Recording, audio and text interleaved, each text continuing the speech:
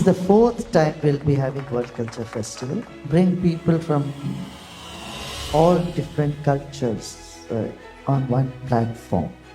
And it's not just some celebrities and coming and performing and what. It's the common people. The budding artists will get a stage to exhibit their art. Mainly it will be young people coming and dancing and singing and celebrating life. See, the motto of Art of Living is to make life a celebration.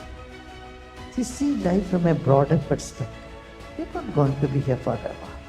The time we are here, we should make life a celebration. What do you say? Don't you think so? Why to create tension in society? Letting go of all those walls and coming together and sharing a meal with everybody. Different cuisines will be there. Food from all different parts of the world. Music and dance from every part of the world. And on top of it, meditation.